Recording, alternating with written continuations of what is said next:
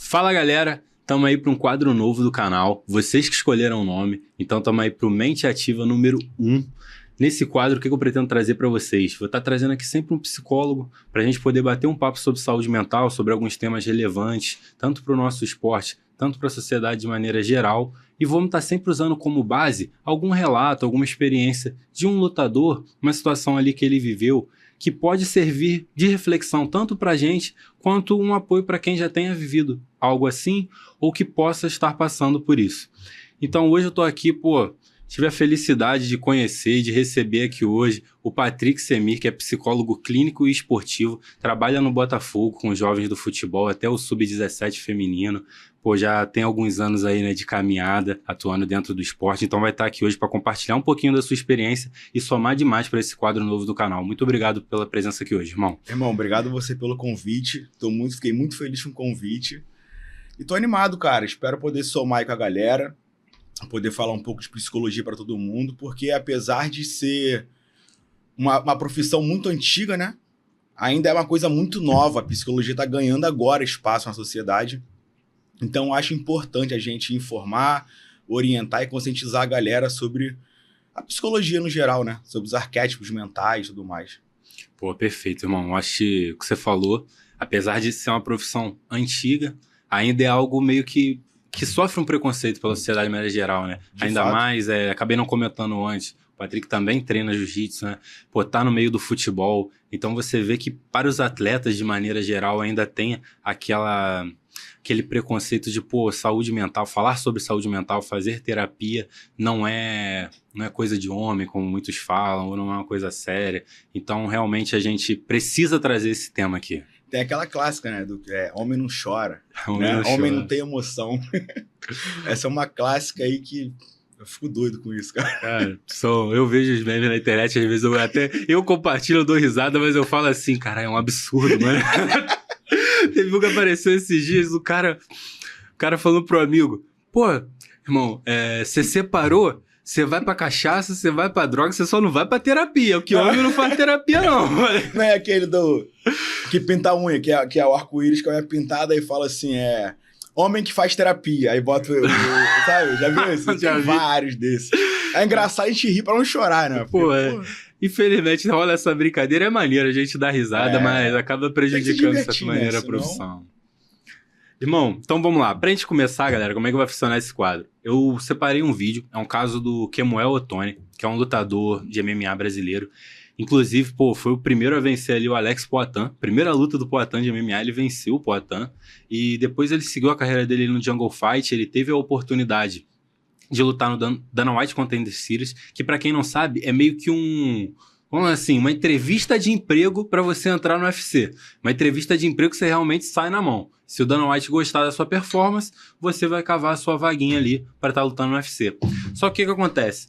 Ele vai fazer o relato aqui, ele teve uma crise de ansiedade ali, ele sentiu um medo, ele teve uma dificuldade em regular as emoções dele já no vestiário e não entrou para lutar, bem antes da luta. Então a gente vai estar assistindo o relato dele, depois a gente vai comentar sobre. De antemão, eu só gostaria de reforçar que a gente vai estar usando o vídeo como base para discutir o tema. Eu trouxe diversos temas aqui que eu gostaria de falar com o Patrick, mas eu não sou psicólogo ainda. O Patrick não foi o psicólogo que atendeu ele, não é psicólogo dele. Então a gente vai estar utilizando o vídeo como um contexto para falar aqui, tá bom? Então a gente não vai estar falando do caso em si.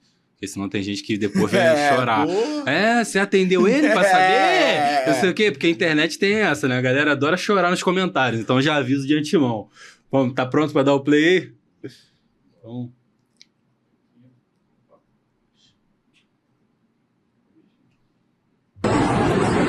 Fala, time. Bom dia, bom dia. Time aí passando pra pronunciar, né? Os ocorridos aí que aconteceu. E vou deixar aqui nos meus stories aí, tá bom? Vamos lá, vamos começar, time. Ontem não acabei lutando por realmente uma crise, uma coisa de ansiedade, uma adrenalina, como posso falar, um pouco de congelamento, né? Sim, em realmente ver tudo aquilo né? Uma coisa é você tá do outro lado da tela, outra coisa você tá vivendo. Realmente, câmera, carro, ver até pessoas que você... Então, realmente é isso. Não tem desculpa. Isso que aconteceu. Bati o peso. A forma de recuperar o peso também teve uma guerra, né? Teve uma briga ali, né, Kelly? Teve uma briga ali. Passei um pouco mal na volta, isso também não é desculpa, mas consegui recuperar ali uns 8 quilos, acho que foi 8 quilos, não, 8 quilos, mas com uma dor de estômago muito forte, né, muito forte mesmo. Mas também não foi por causa disso que eu também não lutei, né, juntou um pouco de tudo, ansiedade, de ver ali, pô, a câmera, de ver ali o Cutman, pô, fazendo a minha mão, as pessoas que eu mais vi. E é isso, tio, né? Deixando meu pronunciamento, deixando aqui minha visão e deixando... Isso aí. Voltou pra gente? Patrick, então foi só um vídeo, como eu falei previamente, que seria para introduzir, mostrar que é uma coisa comum entre os lutadores de alto nível, porque o Kemoe é um cara que lutou ali no Jungle Fight, que é um evento enorme no cenário nacional, diversas vezes, eu acho que ainda luta, e quando teve uma oportunidade, assim, entre aspas, maior, acabou passando por esses problemas. Então, para a gente dar um ponto de partida aqui, hoje, eu queria perguntar para você o mais básico. Cara, como que a ansiedade se manifesta? O que é a ansiedade? Como que ela surge, assim, nesse contexto? Tá. De uma forma bem conceitual, o que acontece, cara? A ansiedade é uma resposta fisiológica do nosso corpo frente a uma situação ameaçadora ou desafiadora, tá? O nosso cérebro, ele é muito bom em interpretar, né? Em perceber, a nossa percepção é muito afiada. E quando a nossa mente percebe uma interpretação de perigo, se ela interpretar alguma situação como perigosa, ativa o nosso sistema. É o eixo amígdala, HPA e córtex pré-frontal, que é essa parte aqui atrás da testa, né?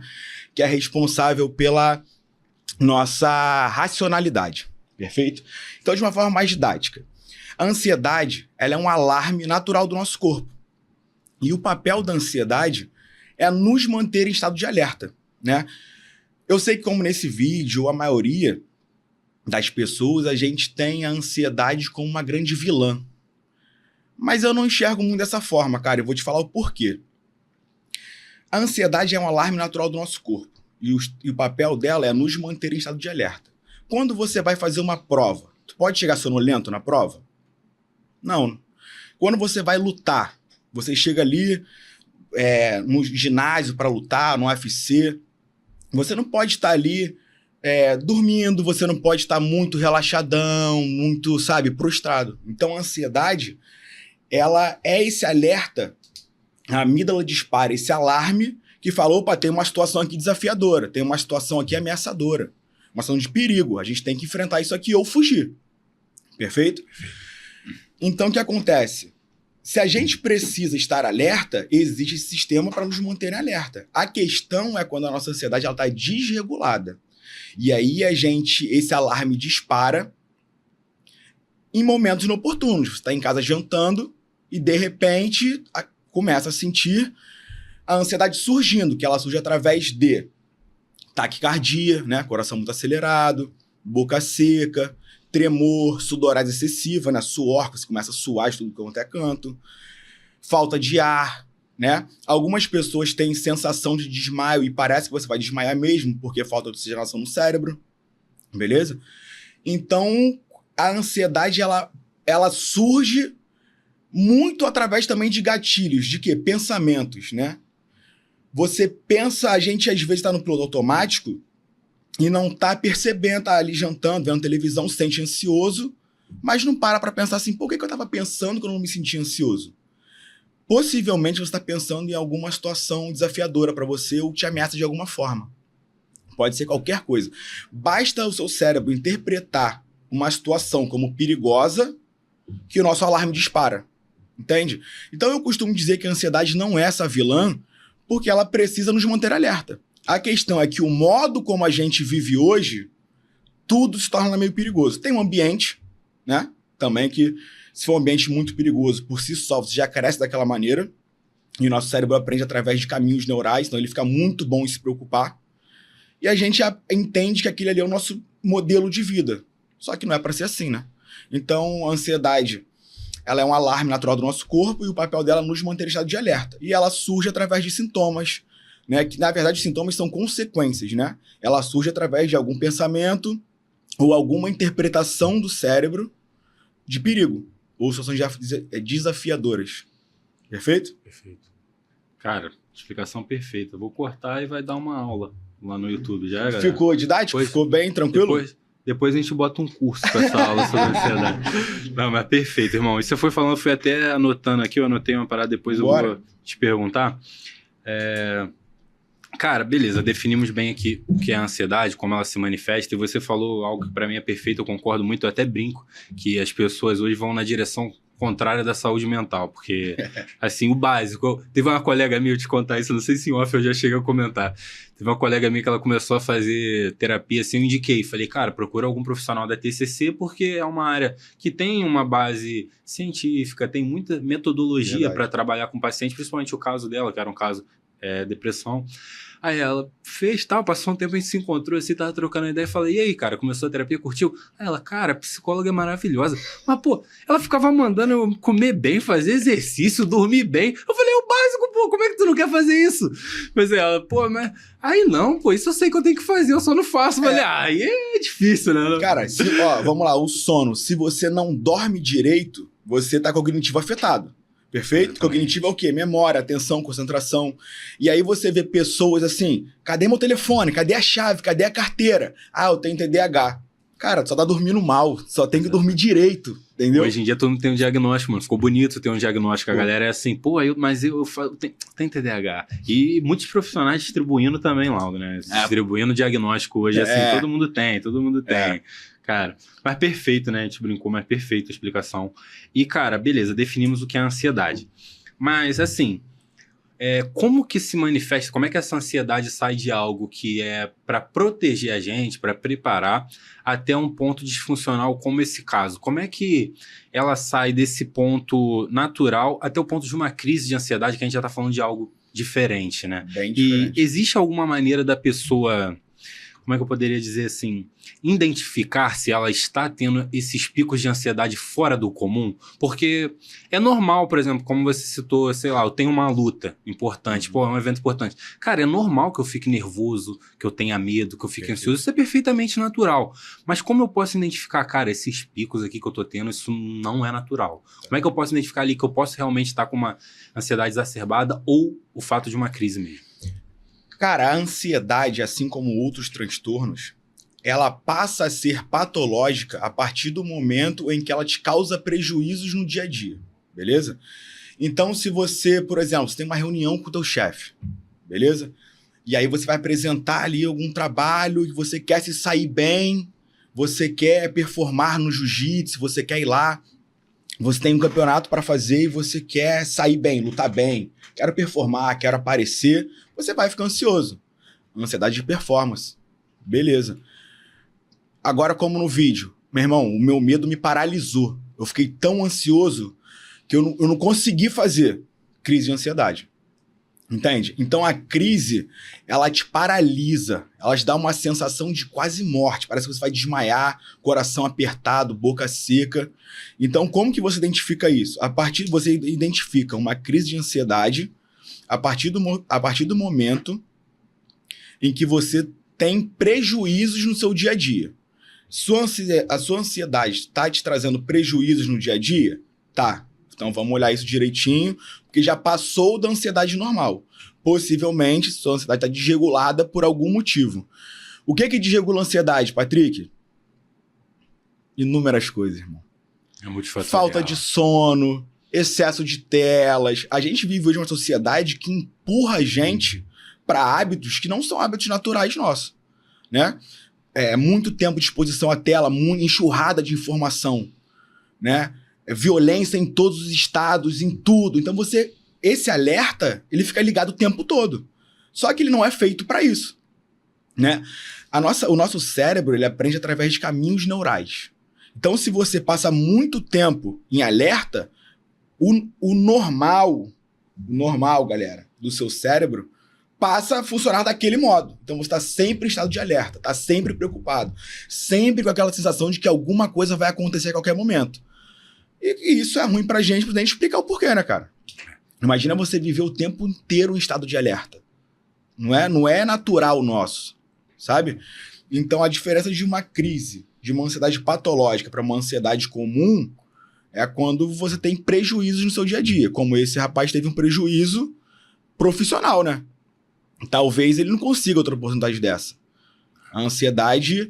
Dizem que a emoção, né, que vem muito perto da ansiedade é o medo. Justamente por um alerta, né? Tem uma situação desafiadora ou ameaçadora que o nosso cérebro interpreta como perigo. E aí logo vem o medo. Tipo, opa... Né? Porque o medo, a função do medo é proteger a gente, né? Os nossos instintos de sobrevivência. Se você chega num prédio, num terraço de um prédio muito na ponta, medo. Aí você dá um passinho para trás, porque o medo tá falando assim, ó, não vai não, que isso aqui é muito perigoso. No caso dele, como ele falou, ele cita todo mundo ali olhando, paralisei, muita coisa acontecendo, paralisei. Provavelmente ele viu aquilo tudo acontecendo, o alarme dele disparou, ele deve ter tido uma enxurrada de pensamentos, não tinha ferramentas para poder lidar com isso tudo, e ele preferiu não lutar. O que também é de muita coragem. Muito corajoso ele, por ter falado várias vezes, galera, não é desculpa, tive crise de ansiedade, e a gente precisa entender que não é bobeira. Exato. Não é bobeira, cara. Não é mesmo. Exato. Cara, eu anotei duas coisas aqui até durante que você estava falando, você basicamente já respondeu, mas queria perguntar, que eu anotei assim durante o vídeo. Quando ele falou, ele usou a palavra, que eu achei até perfeito, casou com o que você falou ali, que foi congelamento. Ele falou, cara, eu tive um congelamento, não consegui lutar. E eu vejo que muitas pessoas, né, em relatos a gente sempre vê que algumas pessoas, quando tem uma crise de ansiedade, realmente travam, independente da situação que seja, as pessoas ao redor, elas não entendem. Elas acham que, tipo assim, é um charme, ou a pessoa não quer fazer algo, e realmente, às vezes, a pessoa paralisou totalmente. Então, por que esse congelamento? Ela vem a partir, realmente, das sensações que surgem a partir da ansiedade, do sentimento de medo que a pessoa tem. E só para perguntar aqui para você, como você trouxe um contexto que é muito importante da saúde de maneira geral, cara, não tem como a gente falar de saúde mental se não falar da saúde de todo um corpo, né? Ele relatou ali o corte de peso. Você acha que o corte de peso, que é algo bem complicado para um atleta, também tem esse impacto na saúde mental, no caso do lutador, por você estar levando seu corpo ao extremo, às vezes sem comer, sem água, então você está num momento ali que é bem ruim, né, pro seu corpo. Sim. Com certeza, cara. A gente tem que estar com o mental ali. A gente fala muito em psicologia do esporte, o mental blindado, né? Tem muito isso, né? Muito como, tem que blindar, tem que blindar. O que é você blindar o mental? É você ter ferramentas psicológicas disponíveis que você aprende em terapia, aprende através de um psicólogo ou de uma psicóloga, para que você aprenda a lidar com as suas emoções. Aprenda a lidar com o seu cognitivo, entendeu? Aprenda a lidar com a fisiologia do seu corpo, né? Eu não vou entrar no aspecto aqui de nutricional, né? Mas o que acontece? Tem muita coisa em jogo, né? E se ele entender que tudo pode estar perdido, né, junto com o estresse que é causado muito grande, estresse fisiológico, estresse emocional, de uma perda de peso muito grande, a gente precisa, cara, realmente de um apoio. Nem tudo a gente tem que passar sozinho, sabe? Então, assim, é muito importante, a gente precisa de ferramentas para poder lidar com isso. Eu esqueci tua pergunta, mano. Eu perguntei sobre o congelamento, a palavra que ele trouxe, e falei do corte de peso que você estava respondendo. Isso, e o congelamento, cara, medo paralisante. Mesma coisa, quando que o medo passa a ser uma preocupação? Quando ele te paralisa. A gente ouve muito falar, no dia a dia, com certeza, vocês ou conhecem alguém, algum amigo ou amiga que fala assim, cara, passei uma situação X, fui assaltado, não sei o que, eu paralisei, não consegui fazer nada, eu não consegui correr, eu não consegui lutar, eu não consegui fazer nada, eu fiquei paralisado. É o nosso sistema. De uma forma assim, informal, pane no sistema, né? Os divertidamente, que é tudo correndo em círculo, que vão pro alto, você não consegue reagir. Entende? Então, cara, precisa de ferramentas para poder lidar com isso, né? A gente cresce em uma sociedade onde homem, arte marcial também, tem muito esse discurso ainda, né? De que homem não chora, de que homem não tem emoção, quando, na verdade, cada vez mais nós vemos aí lutadores como Rodolfo Vieira, uma galera falando sobre emoções, falando sobre medo, falando que sentia muito medo. E, cara, vai sentir, porque o medo é inerente ao ser humano. É emoção. A emoção é a resposta química do nosso corpo. Tá dentro da gente. Exato. A gente não consegue anular as emoções. Então a gente tem que aprender a lidar com elas. E aí, a emoção ela passa a ser uma aliada nossa. E essa é a sacada. Quando todo mundo tá treinando o físico, você treina o físico e a mente, cara, você tá um pouquinho na frente, porque você tem controle de você mesmo. Você tem controle, sabe, das suas emoções. Nem controle no sentido de controlar. Agora eu vou sentir isso. Não, mas você entende, olha, estou sentindo isso nesse momento. Como que eu posso lidar com isso? Eu tenho ferramenta X, Y, Z. Então assim eu consigo me regular emocionalmente e ao invés de fugir, eu posso ir lá e lutar. Posso me manter mais tranquilo. Entendeu? Perfeito. Como você colocou aí, já vai... O que você estava falando agora vai direto na pergunta que eu queria trazer em sequência, né? O tema em sequência. Cara, essa questão de estratégias. Muitas pessoas que não fazem terapia, às vezes não têm estratégias, pelo menos saudáveis, de regular as emoções. Porque a pessoa acaba buscando uma maneira de regular as emoções. Tem gente que busca na atividade física, tem gente que faz de maneira intensa, tem gente que busca no alimento, e às vezes tem uma alimentação que assim é disfuncional, às vezes é uma alimentação mais emocional do que no sentido de... como é que eu... Pô, fugiu a palavra. Nutrir, ou até de satisfação mesmo, de comer bem, ou de estar alimentado. Então, existe uma maneira, né, a pergunta que eu quero trazer, para a pessoa se preparar para um evento importante, o que ela pode fazer? E um evento importante, eu digo, por exemplo, você está no meio do futebol, cara, tem um jogo muito importante, uma final chegando, tem uma luta, ou até mesmo, para quem não é desse meio, cara, o cara às vezes tem que se preparar para apresentar o TCC dele, tem que se preparar para o dia do casamento, Concurso, todo mundo tem algo importante na vida que requer um preparo. Então, tem alguma maneira de, no dia a dia, a pessoa inserir essa regulação emocional, práticas para regular as emoções? Inclusive, cara, muitas pessoas perguntam o que é terapia. Terapia é um processo onde você aprende justamente essas coisas. Como lidar? Você aprende a lidar com as suas emoções, você aprende a lidar com os seus pensamentos, né? O que é chamado de metacognição. É você pensar sobre os seus pensamentos. E aí entra um pouco aquele papo de psicólogo. Psicólogo é tudo doido, não sei o quê. Mas a galera não tem essa consciência, essa maturidade de pensar sobre os seus pensamentos. A gente acredita que tudo que a gente pensa é uma verdade absoluta. E, cara, não é. Não é mesmo. Não é porque eu pensei uma coisa que ela é uma verdade absoluta. Então a gente tem que avaliar esse pensamento. Pô, isso que eu tô pensando, ele é verdade? Não é? E você questionar, colocar esse pensamento em pauta. Peraí, eu tô pensando isso aqui por quê? Que pensamento é esse? Surgiu da onde? Por que eu tô pensando isso? Então, tem diversas técnicas, cara. Reestruturação cognitiva. Galera, eu falo muito de técnica, beleza. Só que essas técnicas, você vai encontrar um monte de gente por aí na internet falando sobre respiração, sobre relaxamento. Só que tem que tomar cuidado, porque a gente em clínica, a gente faz um protocolo individualizado. Por exemplo, eu faço um protocolo individualizado nos pacientes, beleza? Por quê? Respiração, vamos lá. A gente conhece muito a respiração diafragmática, né? Que é uma respiração muito boa para controle de ansiedade. É uma técnica de relaxamento ali, né? A respiração diafragmática, na verdade, o que ela faz? Ela diminui a frequência cardíaca e ela oxigena o cérebro. Lembra que eu falei que um dos sintomas da ansiedade é você cortar a oxigenação no cérebro? E aí dá aquela sensação de desmaio? A respiração é para jogar o oxigênio de novo. Então, e diminuir a frequência cardíaca. Para você ter um pouco mais de controle. Perfeito? Eu já tô falando as técnicas também que servem para sair um pouco de uma crise de ansiedade, tá? Show. Então, reestruturação cognitiva já é um pouco mais complicado de fazer sozinho. É bom fazer acompanhado de um psicólogo ou de uma psicóloga.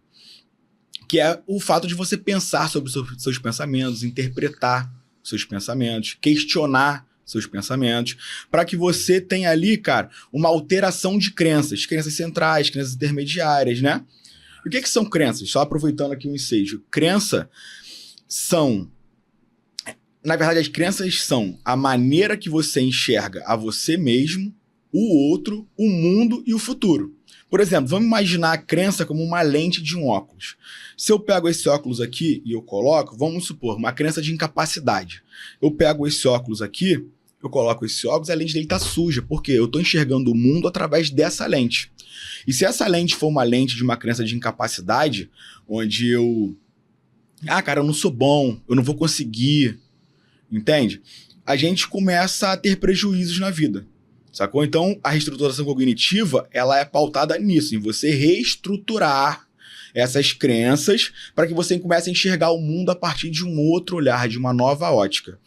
E aí, dentro do relaxamento que você falou, cara, relaxamento muscular progressivo, porque um dos sintomas da ansiedade também que eu acabei esquecendo de falar são os músculos tensos.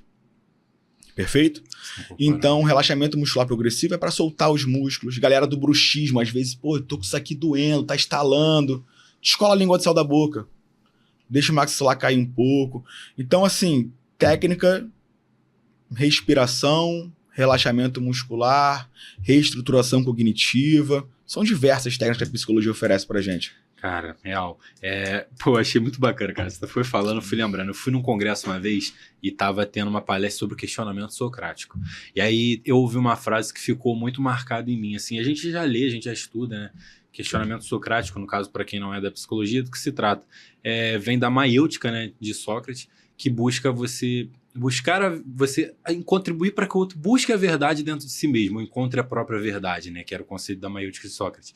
E você deve questionar sempre os pensamentos e jamais os sentimentos, porque os sentimentos são reais, eles são uma verdade. Uhum. E isso leva a pessoa a acreditar que aqueles pensamentos também são reais.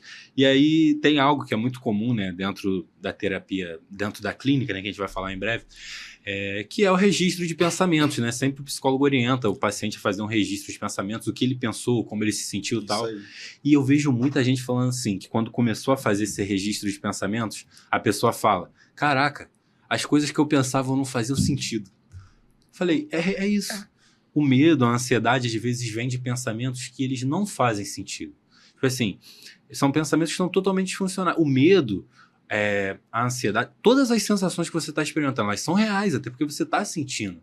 Só que muitas vezes elas são frutos de pensamentos que não são realísticos, né? São algo que você criou através das suas crenças que também estão disfuncionais. Então, perfeito, cara. E aí também, é uma pergunta quase parecida com a outra que eu queria trazer, mas é algo que eu queria trazer assim. Cara, quais hábitos eu posso incorporar no meu dia a dia visando reduzir a minha ansiedade, lidar melhor com a ansiedade? Tipo assim, cara, todo dia faça isso, faça coisa X, ou deixe de fazer coisa X. Eu queria entender de que maneira, por exemplo, a pessoa que hoje ela lida com a ansiedade, ela está sofrendo com isso, ela pode incorporar hábitos, práticas no dia a dia para poder amenizar, né, esse sofrimento que ela está tendo. Tá. Primeira coisa que eu não posso deixar de falar. Procure um psicólogo ou uma psicóloga. Ponto. Mas vamos... cara, não consigo agora, tô quebrado de dinheiro, tudo bem, a gente entende, existe psicologia social para isso também. O que você pode fazer no momento? A gente já falou aqui algumas coisas, mas vamos lá. Primeira coisa, vamos partir de uma ansiedade que ela não é patológica, tá, gente? Tá falando de uma ansiedade agora, uma ansiedade comum, do dia a dia, tá? Para enfrentar isso a longo prazo, terapia cognitivo-comportamental, padrão ouro, terapia cognitivo-comportamental. Inclusive, já é sabido e é cientificamente comprovado que a terapia cognitivo-comportamental, em longo prazo, ela é mais eficaz do que a medicação. Perfeito? Então, a pessoa, por exemplo, a terapia cognitivo-comportamental, que a gente chama carinhosamente TCC, ela atua muito em ansiedade, depressão, transtorno do pânico, né? São, assim, padrão ouro para esses transtornos. No caso de uma depressão, por exemplo, a pessoa, quando é diagnosticada direitinho, uma depressão muito profunda, ela vai no psiquiatra, perfeito? Toma o medicamento e faz, junto com o medicamento, acompanhamento com o psicólogo. A ideia é ela passar por esse processo e começar a fazer o desmame do medicamento e continue com a terapia para ela poder lidar com essas situações. Então, o que eu posso fazer, Patrick, de prática no dia a dia? Vamos começar primeiro sempre pela respiração. Porque a respiração, ela acalma, ela regula, perfeito? Tô ansioso agora, eu não vou conseguir pensar no que eu preciso fazer, então eu tenho que me acalmar, perfeito? Se acalmar de que maneira? Respiração diafragmática, e tem algumas outras respirações, mas eu vou falar muito mais sobre diafragmática, porque eu gosto mais, assim, no dia a dia, eu trabalho com os pacientes, eu vejo que realmente surte muito efeito. Respiração diafragmática é você respirar com o diafragma, perfeito? Algumas pessoas ficam até um pouco tontas, começar a respirar, porque isso joga oxigênio pro cérebro, né? E aí, se você não tiver muito legal, você acaba ficando um pouco tonto. Outra coisa também muito legal, a técnica, não sei se você conhece, que é de você procurar coisas no ambiente. Você chegou a falar isso. Então, se eu falar assim, Hugo, procura para mim 3 coisas verdes no ambiente. O fato de você parar para procurar já te tira do sintoma da ansiedade do que pode acontecer. E você volta ali pro ao vivo, pro agora, pro presente. Então, quando você se acalma e você volta pro presente, aí a gente entra na parte de você avaliar seus pensamentos. Espera aí, o que eu estava pensando que me deixou ansioso? Geralmente, o pensamento é um gatilho. Geralmente, você estava pensando em alguma coisa que você no automático nem percebia, nem sabia que estava pensando naquilo, mas você estava. E aí é justamente as coisas que vão disparando o nosso alarme no dia a dia e você não está se dando conta. Então, essas são 3 maneiras assim que você pode imediatamente começar a aplicar em você mesmo. Se acalmar, respirar, ter um diálogo interno positivo de, estou seguro, estou segura, estou em um ambiente seguro, eu não vou morrer. E aí você começa a voltar para si, respirando, diminuindo a frequência cardíaca, para que você saia de uma crise ou que você consiga ter controle para poder pensar sobre os seus pensamentos. Entendeu? Então é mais ou menos assim que você pode ir se regulando no dia a dia. Mas o acompanhamento profissional é imprescindível. Exato. Por quê? O psicólogo, galera, e a psicóloga, nós estudamos no mínimo 5 anos para poder ter uma compreensão geral do ser humano. O ser humano é muito complexo, não é isso? Exatamente. Então, a gente precisa estudar como um todo. Às vezes você fala assim, tá bom, cara, tô respirando, tô calmo, mas não passa disso. Pô, você precisa de ajuda. O que será que tá causando sua ansiedade? É um problema sério? Não chega a ser um problema? Você está interpretando que existe problema? Eu não sei o que é. Então a gente precisa, por isso que eu sempre indico psicoterapia, porque é individual, cara. O ser humano é subjetivo pra caramba. Uma preocupação que pode, às vezes, gerar um transtorno em você, talvez não gere em mim. Às vezes a forma que eu tenho para lidar com o caso é diferente do seu. Entende? Exatamente. Então, assim, são técnicas para que a gente consiga se regular minimamente para sair de uma crise. Mas o indicado, de longe, procura ajuda profissional, não é vergonha nenhuma. Exatamente. Né? Cara, tem uma frase que eu curto muito do Epiteto que ele fala, né? Não importa o que acontece, mas sim a maneira como interpretamos. Então, a mesma situação acontecer comigo, eu vou reagir de uma maneira, se acontecer com você, você vai reagir de outra maneira, e pessoa X vai reagir de outra maneira, Y de outra maneira. Então, assim, cada experiência ela é única. Então, como Perfeito. Você falou, o trabalho do terapeuta é necessário porque é individual. Cara, e para dar continuidade, como a gente tá falando muito da parte que é muito clínica aqui, né? Básica muito clínica. Então, teve 2 coisas que eu anotei enquanto você estava falando, que veio aqui na cabeça, e eu queria te perguntar, quando você falou, por exemplo, de prestar atenção em coisas verdes, no ambiente e tal, isso me remete muito ao mindfulness. E é algo que eu particularmente curto muito. E eu queria entender, é algo que você hoje trabalha com os pacientes no dia a dia que lidam com ansiedade e tem alguma maneira para o cara assim, que é leigo, que hoje não tem como fazer terapia, dele aplicar o mindfulness na vida dele para poder reduzir a ansiedade, como que você poderia dar uma orientação para a pessoa? Vou te explicar rapidinho o que é mindfulness de uma maneira bem didática, tá?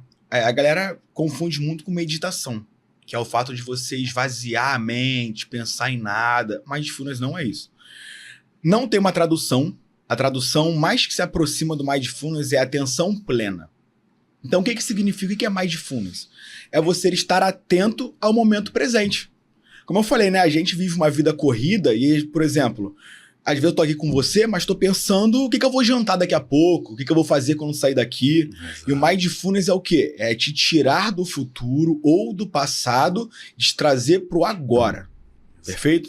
Mindfulness é o quê? Eu tô aqui com você agora, eu não tô pensando o que eu vou fazer quando sair daqui. Eu não tô pensando no meu treino de mais tarde, eu não tô pensando no paciente que eu vou atender daqui a pouco. Eu tô pensando, eu tô aqui agora, tô presente com você. Tô jantando, tô batendo um papo com a minha esposa. Então, mindfulness é isso. É uma técnica, né? É uma ferramenta da psicologia em que você aprende a voltar pro presente, a viver o agora. Para saber mais sobre mindfulness, livros. Mindfulness tem livro, tem... Só toma cuidado com procurar na internet, porque você acha umas pessoas ou outras por aí que não sabem o que estão falando, não tem informação para poder falar sobre. Então, você pode, às vezes, cair numa informação ruim e achar, não funciona para mim, tô tentando e não tô conseguindo. A mesma coisa para as técnicas que eu falei de controle de regulação emocional, regulação fisiológica ou cognitivo.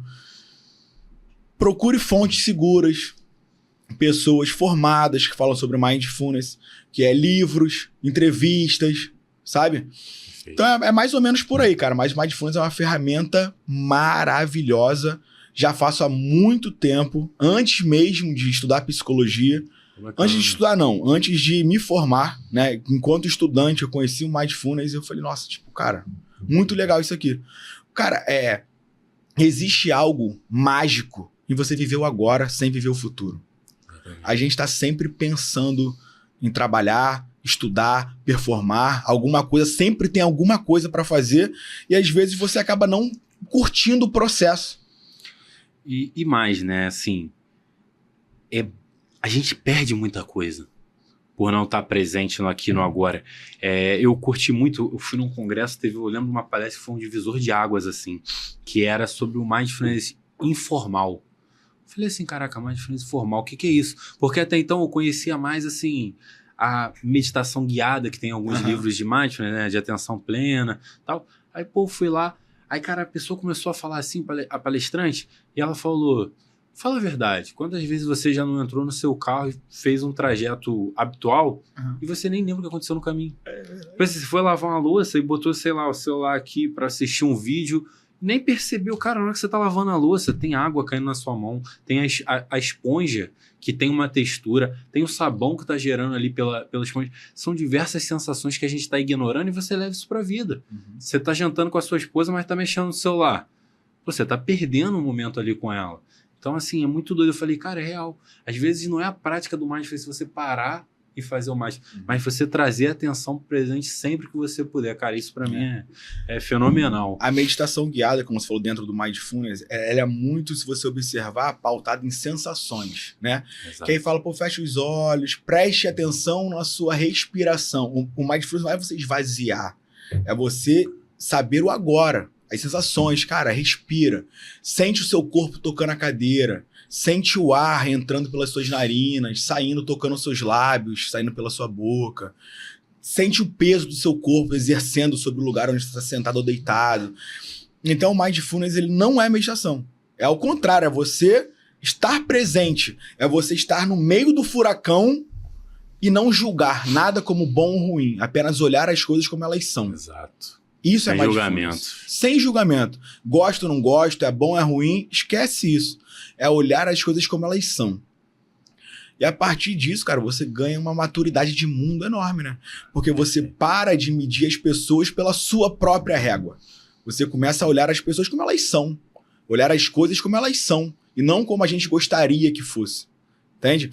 Por isso que, pra mim, o mindfulness é uma ferramenta, assim, cara, eu Pô, tipo... Você é suspeito a falar. Eu sou suspeito, eu bato no peito.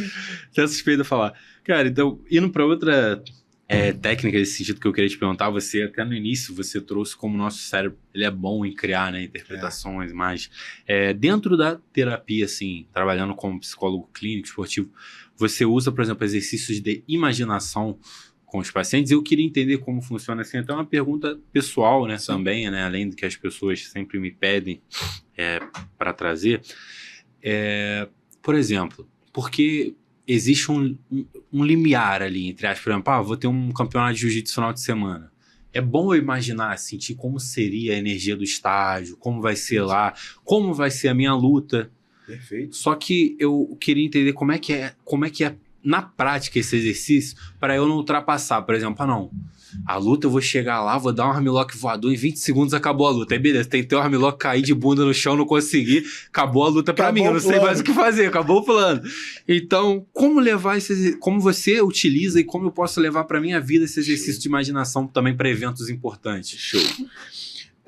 O termo informal que a galera usa, né, é visualização. Perfeito? Como que é feita a visualização, cara? Não é pra você imaginar, como você falou, um cenário irreal. Pô. Não tem como, né? Então, a visualização, qual é o sentido disso? É você estar presente em algum lugar antes de realmente estar. A mente, ela chega primeiro no lugar do que o corpo. Perfeito? Então, o que acontece? Como que é feito? Como que eu faço com os pacientes essa técnica? Vou criar aqui o Joãozinho, que é jogador de basquete, que é lutador de jiu-jitsu. Vamos usar o jiu-jitsu, vai. Tem aqui o fulano, que é lutador de jiu-jitsu. É legal você tirar 5 minutos antes de dormir, ou dependendo da hora do seu campeonato. Se for muito cedo, é legal fazer antes de dormir. Se você acordar cedo, é legal fazer antes ali. Sempre antes do momento que antecede tudo. E aí eu gosto muito de situar a pessoa. Cara, primeiro, não se imagina lutando, calma. Imagina você acordando, separando sua roupa, pegando seu kimono, aprontando sua mala. Imagina você entrando no carro com a sua família, com quem esteja indo com você. Se imagina fazendo o trajeto. Se imaginar mesmo. De olho fechado, se imaginando fazendo tudo isso. E aí você se imagina chegando no ginásio. Perfeito? E aí você começa a trazer, nesse momento, as sensações. Cara, começa a tentar trazer o cheiro do tatame, o barulho do ginásio. Só de falar, vou me arrepiando, porque eu consigo realmente lembrar, eu consigo sentir isso no meu corpo. Exato. Sabe? Então você sente o barulho do ginásio, o cheiro do tatame, o microfone, todo mundo falando, falatório, várias pessoas. E aí sim você se imagina na área de luta, se imagina se concentrando, se imagina se alongando e se imagina se aquecendo. E aí você se imagina entrando na luta, lutando. Eu gosto de falar para as pessoas se imaginarem lutando se elas fazem um treinamento com o mestre delas e elas traçam alguma estratégia para a luta. Tem gente que não traz estratégia nenhuma, que vai lá, deixa rolar o flow e vê o que acontece. Tem pessoas que falam, não, eu sou guardeiro, né? Ah, não, meu irmão, eu sou guardeiro, já chego puxando. Se você tem uma estratégia definida, e aí você pensa executando a sua estratégia. Beleza, Patrick, pensei em puxar para a guarda, cheguei lá, o cara me puxou. Na sua visualização, você cria cenários. Não é só, vou focar naquilo e vou seguir aquilo. Você vai seguir aquilo. Deu errado? Você tem que se imaginar, ó, se eu puxar, o cara fizer isso, eu faço assim. Que aí já é o jiu-jitsu, né? Que é o nosso xadrez. Se você pega na minha lapela, eu faço uma coisa. Se você pega na minha manga, eu faço outra. A gente não tem controle sobre o adversário. Mas a gente tem controle sobre a nossa mente. Sobre como a gente vai imaginar esses cenários. E aí ela é pautada assim, cara. Eu gosto de fazer o dia a dia da galera. Começa fazendo antes do treino. Não só antes da luta. Vai pro treino, se imagina chegando no treino, falando com seus companheiros, entrando no CT. E se imagina treinando. O que eu vou treinar hoje? Né? A gente sabe que o mestre geralmente passa ali uma posição que você às vezes nem sabe qual é. Mas já vai com aquele pensamento, se você é um cara que gosta de performar, se você é um cara, uma mulher que gosta de performar, já vai pensando o que eu posso fazer hoje por mim. Ah, o professor passou a posição X, mas pô, eu queria treinar hoje tal posição. Você imagina treinando ela, chega lá, chama um amigo, uma amiga, ó, vamos fazer isso aqui comigo? E aí você coloca em prática. Então, assim, tudo é treino. Tudo é treino, Hugo. Tudo. Faça a primeira visualização durante seus treinos. E aí depois você vai incorporando ela nos campeonatos. Para que também não seja uma coisa nova que você nunca fez. E, gente, vai por mim. Depois deixem relatos aí, comentem, porque vocês vão sentir no corpo. Muita gente, às vezes eu vejo fazendo, quando eu tô ali falando com a pessoa, ensinando a fazer, a pessoa começa a ficar tensa, começa a forçar os músculos, ela se imagina realmente lutando e o corpo sente. Então a visualização é o quê? É a mente chegando antes do corpo. Quando você pisar no tatame, irmão, você já vivenciou tudo aquilo na sua cabeça. Você já vivenciou tudo, já sabe que o coração vai estar acelerado, você já sabe o que você pode fazer para se acalmar, beleza? E uma coisa também que eu lembrei agora rapidinho, cara, legal sobre ansiedade. Eu gosto que os meus pacientes cheguem um pouco ansiosos para lutar. Se ele chegar calmo demais, fica muita morosidade. Eu quero que ele chegue ansioso porque a ansiedade ela gera uma energia. Exatamente. O legal é você saber canalizar essa energia da ansiedade pro que importa. Perfeito? Então eu prefiro que o meu atleta fale assim, Patrick, ó, tô um pouco ansioso. Minha respiração tá curta, meu coração tá acelerado. Perfeito, é isso que eu quero mesmo. Porque quando você começa a lutar, vamos lá, seu coração tá calmo. Ali, batendo ali devagarinho. Tu começa a lutar, o coração bum, bum, bum, bum. A boca logo seca, tu consegue respirar. Então eu já prefiro que você já entre ali aquecido, com o coração já batendo um pouco mais rápido, porque a discrepância é menor. Então você consegue pensar melhor, consegue respirar melhor. Você tá mais ligado. Tá mais ligado. Entendeu? Eu já vi lutador falando que, assim, se preocupa quando entra pra uma luta muito calma. Porque o nosso corpo a gente tende a se habituar, né? Então, por exemplo, o cara já fez 10 lutas no UFC. Sei lá, tô dando um exemplo assim, o cara no ápice. Pô, o cara, lógico que aquele ambiente já virou algo assim comum pra ele, entre aspas. Então, às vezes tem lutador que fala, cara, você entrar muito calmo, às vezes você relaxa, você não tá preocupado com o que o cara pode lhe oferecer de perigo pra você. Às vezes você tá muito relaxado, então isso faz total sentido. Isso combina muito com a pergunta que eu tinha marcado aqui pra agora, que aí eu acho que a gente continua nessa pegada e vai muito de encontro na parte da psicologia esportiva também. Você que atua em loco, por assim dizer, né? Você tá lidando ali com os atletas pré-jogo e tal. Você traz alguma ativação para os atletas? Porque eu vejo, por exemplo, a galera do jiu-jitsu faz algo que talvez, assim, seja... Como é que eu posso dizer? Não seja intencional, seja algo que a pessoa começou a fazer, viu que fazia um sentido, que dava certo, aí criou-se um hábito. Talvez nem saiba o que tá por trás daquilo. Eu vejo muita gente no jiu-jitsu, por exemplo, dá tapa na cara, tem cara que dá uns saltos, balança os braços e tal. Cada um cria a sua maneira de meio que se ativar para a luta. Como é que você faz, né, com os jovens que você está lidando, e também você acha que as pessoas poderiam aderir no dia a dia essa ativação para entrar ligado, seja na luta, seja no jogo, seja na atividade que for na vida da pessoa? Show. Cara, ó, no futebol é um pouco diferente dos esportes individuais. Porque vamos lá. Lá no Botafogo, eu sou responsável pela categoria sub-6 a sub-13, né? Do futsal até o sub-13. Sub-6 ao 13 são 8 categorias, né? E tem o feminino 15 e 17. Cara, lá eu tenho 210 atletas. Eu não consigo fazer individualizado, né? Esse que você falou se chama ancoragem. É um movimento de ancoragem. A gente, de uma maneira muito informal, até brincando, trazendo agora para o lado da arte marcial, a gente chama de invocar o guerreiro, invocar a guerreira. É o quê? É você ter ali um repertório de movimentos que te trazem confiança para que você invoque uma personalidade, seja lá o que você acredita, um espírito, alguma energia de um lutador. Vamos lá. A gente trabalha muito isso do... Vamos lá, Hugo, você. Cara, nesse momento aqui, quando eu entro ali pra competir, uma partida de futebol, meu irmão, no futsal, no caso, são 4 contra 4. Perfeito? Na verdade, 5, porque tem um goleiro também. 5 contra 5. Nem todo mundo faz, mas tem algumas pessoas que o que eu faço? Eu mapeio quem tá melhor, emocionalmente, quem não tá. Quando a gente tá falando de futebol, a gente tá falando de grupo, né? A gente tá falando de Kurt Lewin na psicologia, por exemplo, né? Que fala muito sobre grupos, grupo terapia. Então, como que eu faço no dia a dia do futsal? Como que eu faço no dia a dia do futebol? Eu já tendo a identificar naquela partida ali, antes de começar a partida, quem é o líder do grupo. Quem ali são as lideranças do grupo. Quem é o capitão, quem é o cara que tem a voz ativa, quem é o cara que é respeitado pelos outros. Então, o que eu faço? Eu trabalho ele e ele trabalha o resto do grupo. Entende? No futsal não tem como a gente lidar com todo mundo. Por quê? Tá um jogo rolando, já tô no vestiário fazendo outro.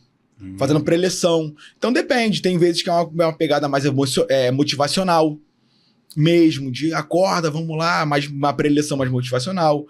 Dependendo do jogador, eu tiro um pouco pro canto ali para entender o que tá acontecendo, sabe? Porque a gente tem que ter essa noção, cara, que é psicologia do esporte, mas é psicologia. E a gente tem que entender que antes do atleta ser atleta, ele é ser humano. Sim. Antes de você, Hugo, ser atleta de jiu-jitsu, você é filho, você pode ser pai, marido, né? Então a pessoa, antes dela ser atleta, ela é ser humano. Ela é pai, ela é mãe, sabe? Ela é marido, ela é esposa, é namorada, é amigo, é profissional. A gente tem que entender o ser humano como um todo, perfeito? Então, se eu tô vendo um garoto muito ansioso antes de entrar no campo, eu tento chamar ele e entender o que tá acontecendo, de onde tá vindo essa ansiedade. Se ele fala assim pra mim assim, ó, cara, é final de campeonato, eu tô nervoso, eu quero me sair bem, eu quero jogar bem, sabe? Eu quero aparecer no jogo, eu quero que meu time vença.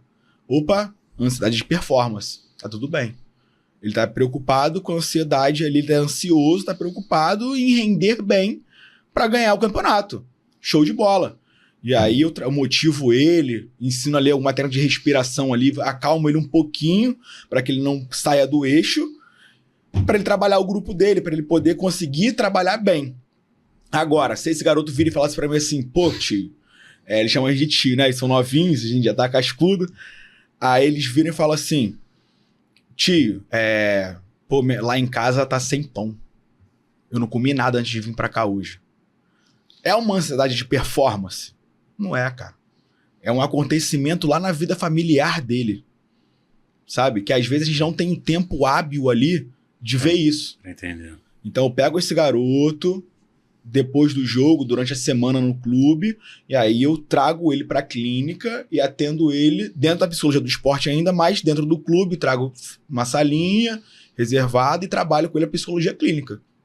Pra entender o que está acontecendo na casa desse atleta. E lá eu sou responsável pelos atletas, pela comissão e pelos pais dos atletas. Isso. Gente pra caramba. Os pais. Eu faço reunião com os pais, orientando. Comportamento. Qual é o comportamento dos pais dentro de um clube? Como que os pais devem agir? O que o clube aceita e o que o clube não aceita? Sabe, a gente está falando de criança. A gente não pode esquecer que eu, enquanto psicólogo da categoria sub-6 até a sub-13, são todos crianças. A gente não pode imaginar que tem um mini adulto ali. Não tem. Entende? Exato. Então essa parte de até orientação mesmo para os pais. Porque, por exemplo, não tem como pegar uma criança de 7 anos e ensinar sobre higiene do sono. Exatamente. Ele não vai entender. Então eu pego os pais, falo sobre o sono, a importância do sono, as fases do sono, por que a gente dorme, o porquê que é importante dormir, para que ele ensine a higiene do sono, né, as práticas ali de criar hábitos para que você durma melhor, e para eles fazerem com seus filhos. Pô, entende? Então, assim, no futebol a gente vai indo mais por esse caminho, sabe? Trabalhando, o psicólogo do esporte, ele trabalha muito cognitivo, né? Atenção, concentração, foco, velocidade de raciocínio, entendeu? Comunicação, liderança, motivação. Qual o tipo de motivação? E vamos lá, trabalhando com a comissão técnica. A gente ensina os treinadores, por exemplo, sobre motivação. Vamos lá. Cara, o seu atleta ele é motivado com o quê? A gente tem a motivação intrínseca e a motivação extrínseca, né? Motivação extrínseca, o prazer A motivação extrínseca, o prazer tá no objeto que está fora. Quero ganhar uma medalha, quero ganhar um campeonato, quero comprar um carro, quero comprar uma casa. Motivação extrínseca. Motivação intrínseca. O prazer está em executar a tarefa. Pô, cara, eu quero lavar uma louça, eu gosto muito de cozinhar. Vamos lá, eu gosto muito de cozinhar. O meu prazer é no ato de cozinhar. É uma motivação dentro, intrínseca. Sabe? Eu não tô querendo conquistar uma medalha cozinhando. Perfeito? Trazendo pro nosso exemplo do jiu-jitsu. Motivação extrínseca. Eu quero ganhar aquela medalha. IBJJF, bonitona, cordão azul, medalha de ouro, linda. Quero ela. Quero aquele pódio. Eu quero aquele outro campeonato lá. Motivação extrínseca. Motivação intrínseca. Irmão, eu amo lutar. O que vou ganhar? Medalha? Não vou ganhar nada? Beleza, mas eu quero ir lá e quero lutar. Porque esse é meu estilo de vida. Eu gosto disso. Motivação intrínseca. Sair na mão. Sair na mão, irmão. A gente gosta disso. Então vamos lá, vamos sair na mão, depois vamos se abraçar e vamos embora. É isso, a galera não entende jiu-jitsu, né? Fala, pô, vai ficar agarrando outro homem, todo mundo suado. Irmão, motivação intrínseca. Eu gosto dessa parada aqui, é o meu esporte. Só entende quem treina. Só quem treina que entende tudo que a gente aprende no jiu-jitsu, cara. Tudo que vive. O jiu-jitsu é uma escola, assim, fora do normal. Irmão, você levantou um assunto aí que eu nem tava no meu planejamento aqui falar, mas como você comentou, eu acho que é importante levantar essa dúvida, eu achei bacana. Quando se trata de pais, hoje, não sei se dentro do futebol é assim, tá? Tô falando dentro do jiu-jitsu, o que eu vejo. Hoje virou um debate muito grande, porque o que tá acontecendo? Às vezes uma criança começa a despontar ali nas competições. 6, 7 aninhos, começa a ganhar tudo e tal. Às vezes os pais querem incentivar, só que eles já querem tornar o cara um atleta. E às vezes, pô, eu assim, teve até o Cássio, teve aqui, né? O Cássio, não lembro se foi o Cássio, se foi que veio anterior dele, falou assim, cara, não tem como você ter um atleta de 7 anos, gente. Isso não é um atleta, é uma criança. Primeiro, antes de tudo, é uma criança. É isso aí. Um atleta é um adulto que vive disso, que trabalha com isso. Não é criança, não é atleta. Então, assim, como que os pais que querem incentivar o filho, porque às vezes é um sonho, a criança tem, como você falou, trabalha com sub-13, tá com 12, 13 anos ali, o sonho dele é ser jogador de futebol, o sonho dele é ser lutador de jiu-jitsu. Como os pais podem apoiar sem colocar muita pressão na criança? Aí você levando o seu lado de psicólogo esportivo e clínico, né? Como que você poderia dar essa orientação? Você usou a palavra perfeita. Apoiar. Apoie seu filho. Motive seu filho. Vamos lá, filho. Coragem. Força. Vamos lá, papai tá aqui, mamãe tá aqui. Cara, diálogo. Conversem com seus filhos. Conversem com seus filhos. A gente tende a achar que tem 6 anos, 7 anos, 8 anos, não entende. Entende. Tem uma capacidade ali do que ele vai entender, do que ele vai entender. Talvez ele não entenda uma técnica sobre higiene do sono, sobre neurociência. Mas você conversar, filho, mamãe e papai tá aqui, independente do que acontecer, vai lá, luta. Ensina pra ele os valores por trás da luta. E não a profissão atleta. Sabe? Mostra pra ele os benefícios que ele tem. O que você está ganhando com isso aqui? Pô, você está fazendo amizade, é um lado social legal. Você está se tornando mais corajoso. Perdeu? Beleza. Isso aí. A gente vê muito, às vezes, os pais... Eu já vi uma cena que me impactou muito. Eu fui com o Botafogo para Londrina. E aí, uma competição lá da Supercopa América. Desculpa, eu fui para Botafogo, Supercopa América foi em Balneário. Eu fui para Balneário Camboriú com o Botafogo na Supercopa América. E aí teve um momento lá de um time, que era do Sul, que as crianças perderam e, cara, a criança sentou assim chorando, porque eles vão chorar e é normal chorar, tá frustrado, pô, ele tá triste, é pra chorar mesmo. Normal. Entendeu? Eu encorajo que chore, coloca isso pra fora, ergue a cabeça e vambora. E aí o filho chorando e o pai gritando, para de chorar, só que ele gritava assim, apontava pra criança, e a criança ela tava no canto assim, olhando pra ele e se encolhendo. Aquilo me tocou de uma maneira que me assustou. Eu falei, irmão, qual é a imagem que aquele pai tá passando pra criança? O que ele tá despertando nessa criança? Aí a criança vira e fala assim, não quero mais competir. Aí o pai fala assim, por quê? Você gosta tanto?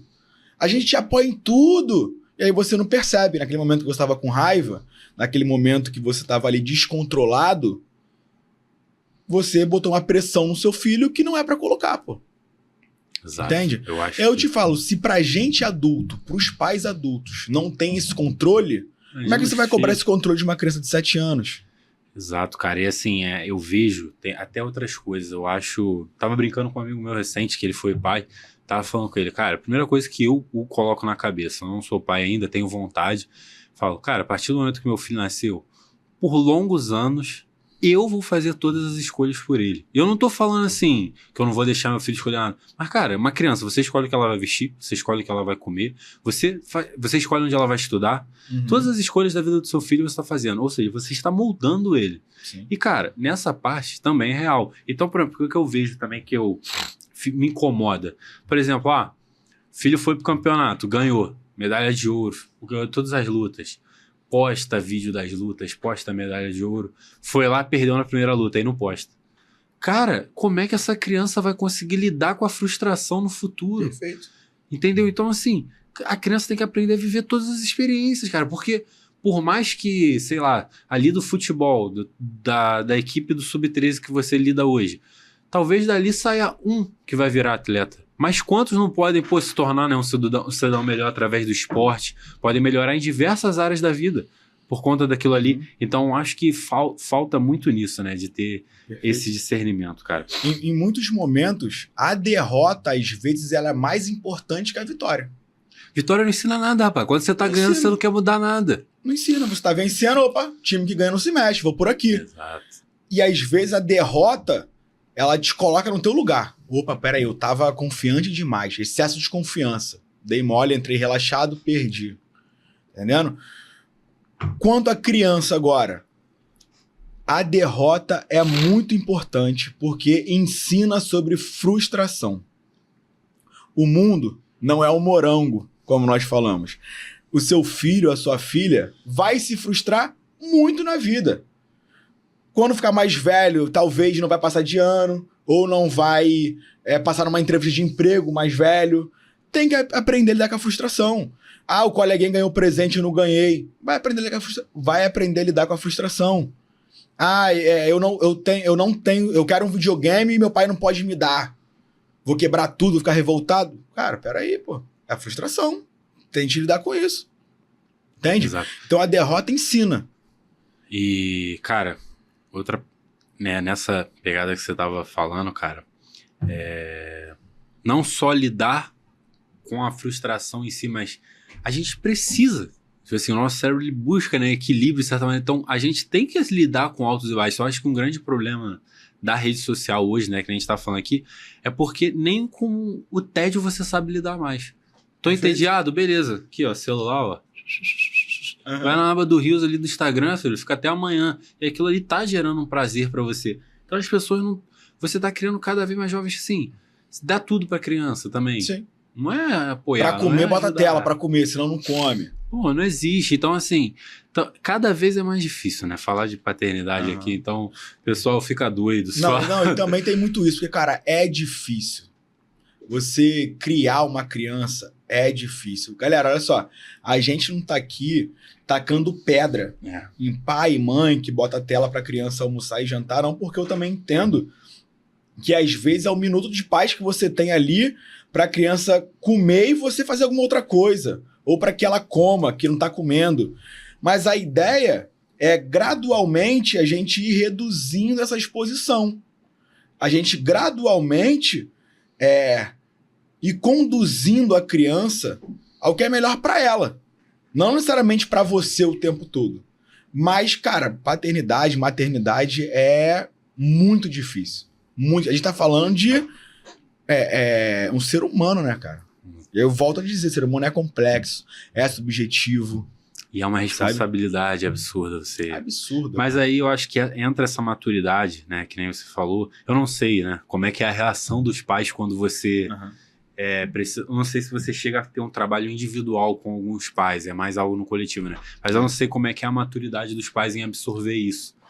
De talvez entender assim, pô, talvez eu precise também, sei lá, de terapia para entender como lidar melhor com meu filho. Eu não sei como como é a recepção que esses pais têm? No geral, você tem uma recepção boa ou a galera, tipo assim, pô, porque tem gente que é assim, pô, esse cara quer ensinar como eu crio meu filho. Tem gente que lida assim. Tem disso, entende? tem. Tem de tudo, irmão. A maioria tem uma boa recepção, mas já teve casos que não tiveram uma boa recepção. Teve casos do pai tá ali falando comigo e eu tá pensando assim, cara, quem precisa de ajuda é esse pai, não é o filho. O filho tá normal, tá ali treinando, tá ali bem, e o pai todo acelerado, nervoso, porque se ele não treinar, ele não vai pra tal lugar, ele não vai pra tal competição, porque tá chegando o Botafogo Futsal, ele faz assim, início de ano, a gente pega, acho que é Londrina, meio do ano Balneário e Foz do Iguaçu no final do ano. Então os pais, não as crianças, já pensam nos treinos para que ele chegue lá e tal competição. Ou, porque o que acontece? Futsal é assim, né? Você tem o estadual rolando o ano todo, Campeonato Carioca, e competições fora do Rio de Janeiro. Sim. O pai, ele já pensa no filho, ele já cobra o filho para que ele vá para a competição no final do ano. Então ele tem que treinar bem. E, cara, as crianças treinam. Cara, eu costumo falar que o futebol, no geral, começando pelo futsal, é a profissão que a pessoa começa mais cedo. Ginástica artística também, né? Tu vê de criancinhas com 3, 4 anos. Só que no sub-6, cara, as crianças treinam já no mínimo ali 2, 3 vezes na semana e todo final de semana tem jogo. Então você treina terça, treina quinta, sábado tem jogo, domingo tem jogo. Treina terça, treina quinta, sábado, domingo tem jogo. E aí os pais pegam essas crianças e colocam ainda num personal de futebol. Então quando você vê a criança treinando de segunda a sexta e jogando sábado ou domingo, para uma criança de 6 anos. Entende? É uma vida... Então, quando eu falo com os pais assim, eu tento lembrá-los de que, ó, a criança tem que ter um momento de criança.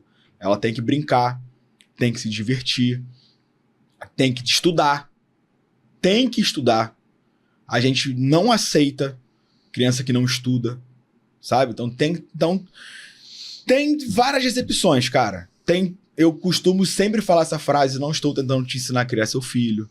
Eu sou psicólogo, estou te falando sobre comportamento, emoção, e aí eu vou primeiro amansando para depois ir entrando ali num tema, entendeu? Mas, irmão, tem de tudo. Eu tenho mais trabalho com alguns pais do que com as crianças de fato. De fato, sem sombra de dúvida. Imaginei que é muito complicado. Lá todo mundo, cara, eu acho que é unanimidade. Todos os professores de jiu-jitsu que vieram aqui, que dão aula para criança, todos eles falaram, o problema nunca é a criança. Dificilmente. São os pais. O pessoal, tem um monte de professor veio aqui e já falou, ó, não deixa o pai ficar na porta da academia. Da porta para fora. Nada de ficar na beira do tatame. Porque já vi caso, cara, na nossa academia mesmo. Você vai pra competição assim, professor, pô, tá lá gritando com o cara na hora da luta e o cara nem aí, tá lá na luta. Aí o pai grita alguma coisa do filho. Aí, tipo assim, caraca, o pai nunca botou um kimono.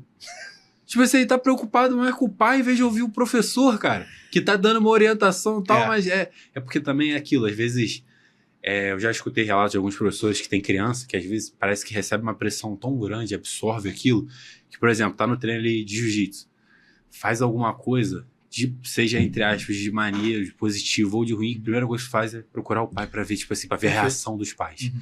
Tipo assim, aquele julgamento é importante, porque é importante, né? Claro que é. Pra criança, como é que a criança não como é que eu posso dizer assim? Não se preocupa com a opinião dos pais? Claro que se preocupa, pô. É a opinião mais importante da vida dela. Sim. É quem tá com ela ali o tempo todo. Então, cara, e eu queria... Você já falou bastante sobre, mas até uma pergunta minha, pessoal, assim, de leigo. O que é, né, o seu trabalho hoje como psicólogo esportivo? Assim, o que é? Se você precisasse definir assim, o que é o seu trabalho hoje no Botafogo? Você já falou de muitas coisas que você desempenha, mas o cara hoje que ele quer ser psicólogo esportivo, quer atuar num clube de futebol, de basquete, em qualquer modalidade esportiva, seja uma outra modalidade olímpica, qual é o principal papel, qual é a função que ele tem que buscar desempenhar ali dentro? A função do psicólogo esportivo é regulação emocional, regulação fisiológica, comportamental e cognitiva. No esporte, muito mais cognitivo. Atenção, concentração, velocidade de raciocínio. Beleza? Dessa maneira que... Por quê? Futebol são muitos atletas. E aí você trabalha regulação emocional, regulação física. Como? Com algumas peças chaves. O atleta apresentou ali uma questão. E aí você vê, avalia, é uma questão clínica? Não é? E aí você traz para a clínica. Mas a psicologia do esporte é o dia a dia, cara. É a observação. E tem garotos hoje que eu conheço, que eu olho para ele e falo assim, pô, esse garoto não tá bem. Aconteceu recentemente, semana passada, eu tô vendo um goleiro nosso, o garoto não tava legal, eu tô observando ele, eu tô vendo que, pô, eu conheço esse garoto, ele não é assim. Aí eu fui perguntar, tá tudo bem? Pô, descobri que minha avó tá com câncer. Caramba. Entendeu? Então, assim, é um trabalho do dia a dia, cara. É um trabalho ali que você vai ali observando, vendo o que precisa e como que você faz para se tornar um oficial do esporte. Estuda. Porque não é um ambiente controlado.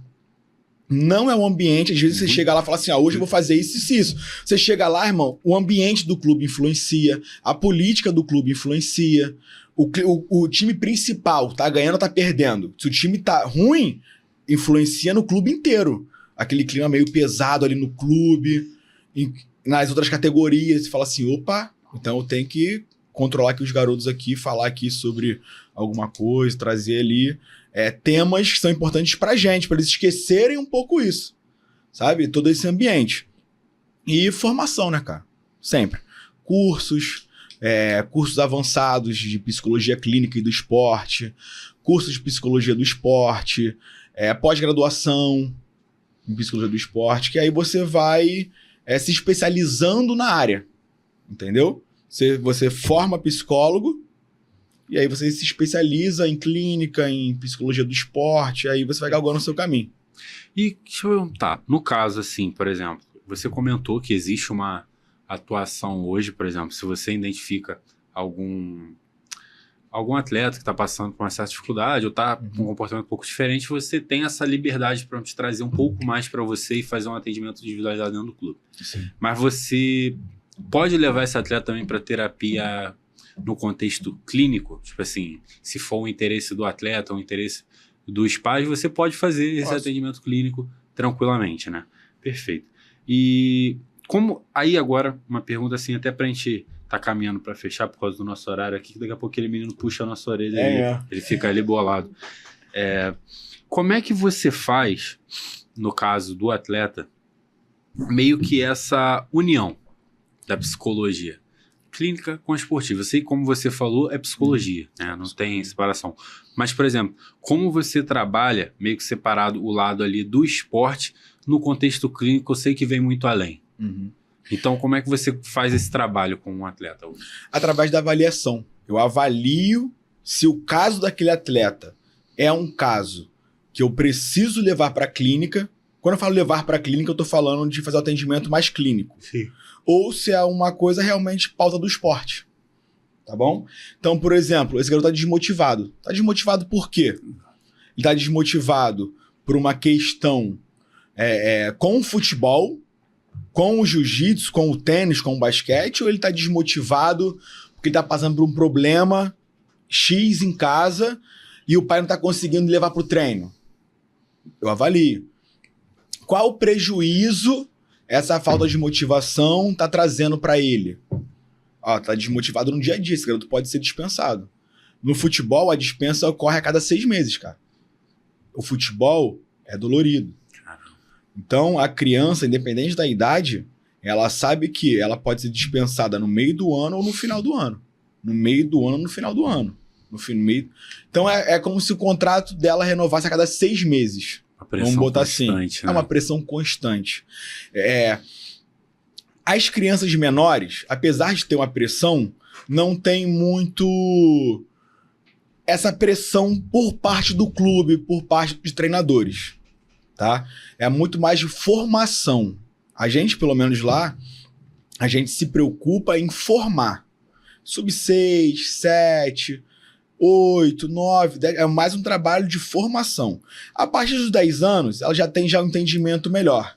Então tem sim uma pressão. Mas mesmo fala assim, cara, não tem pressão. Tem pressão. Tem. Com certeza. Porque tem que ganhar, tem que competir. Às vezes não tem que nem ganhar, mas tem que competir. Tem que competir, entendeu? E eu só quero deixar agora um recadinho rapidinho, cara, só pra gente finalizar. Calma. Quero deixar um recado pros pais, porque a gente falou bastante aqui. E pais e mães de atleta, vocês são maravilhosos. Sem vocês, o filho de vocês não teria a oportunidade de treinar, de competir. São os pais que arcam com tudo, sabia disso? Tudo. Treino, caneleira, chuteira, tudo são os pais. Então, se não fosse o incentivo dos pais, nós não teríamos crianças praticando esporte. Então, assim, os pais às vezes atrapalham em muitos pontos, sim. Mas os pais são essenciais. Gente, vocês são essenciais para que haja esporte, para que haja base. Então, obrigado e parabéns, na verdade. Não é nem obrigado, é parabéns e obrigado por vocês serem sempre tão assíduos com o filho de vocês. Esse apoio é fundamental, né, cara? Eu queria falar aqui, cara, hoje deu pra gente bater aqui todas as pautas que eu preparei aqui e deixar pra galera um recado que, assim, esse quadro, ele teve uma pegada diferente, né? Eu até falei com o Patrick, eu quero que ele venha no podcast nesse quadro, porque aqui hoje a gente acabou não entrando muito ali na vida pessoal de quem é o Patrick, de como veio a formação de psicologia. A gente foi mais nos aspectos técnicos, né? Que a gente se atentou aqui mais. Sim. Mas, pô, cara, ficou incrível esse bate-papo, somou demais, tanto para mim como estudante, como eu tenho certeza que na vida de cada um que é praticante do esporte, ou que busca trabalhar como psicólogo, atuar em clubes, eu não tenho dúvidas de como a sua contribuição é relevante para cada um aqui. Então, eu queria te agradecer mesmo pela participação e te pedir se você pode olhar lá para a câmera e deixar, cara, a pessoa que, assim...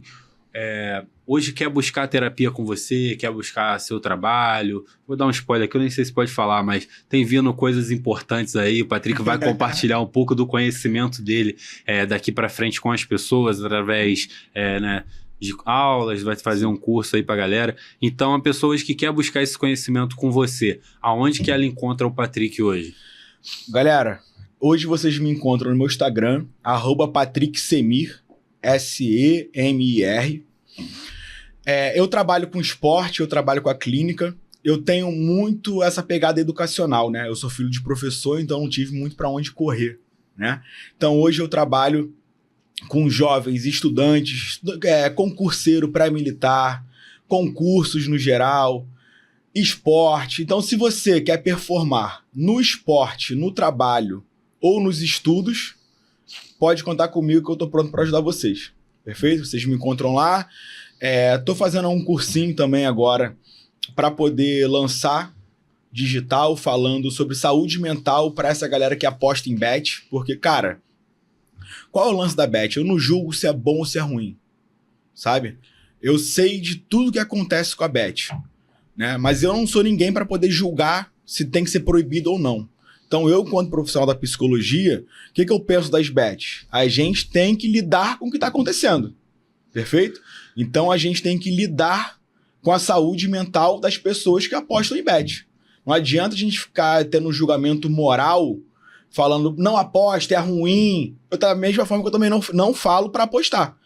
Então, eu penso sempre na saúde mental, orientar e informar as pessoas para que elas reduzam danos. O meu curso vai ser mais sobre isso, atualmente. Então, obrigado a atenção de todos. Cara, muito obrigado pelo convite. Adorei vir aqui, irmão, bater esse papo. Obrigado aí, irmão. Você também. Agradeço aí, me deixou bonitinho. Valeu. E é isso, cara. Galera, Patrick, muito obrigado pela presença, pela contribuição. Assim que a gente se conheceu e trocou uma ideia, você já se colocou à disposição, né, de vir aqui compartilhar seu conhecimento. Então, assim, cara, realmente agradecer. Queria já deixar o convite para você voltar, né? Voltar no podcast, contar um pouquinho da sua história, a gente bater um papo aí de psicologia, fazer aquela resenha mais solta também, né? Hoje a gente ficou no conteúdo mais técnico. Mas é isso, galera. Agradecer a todo mundo. Espero que vocês tenham curtido o quadro novo. Quero o feedback de vocês aqui. Não deixa de se inscrever no canal, deixar o seu like aí, o seu comentário, ir lá seguir o Patrick no Instagram. Tamo junto, galera. Ussa!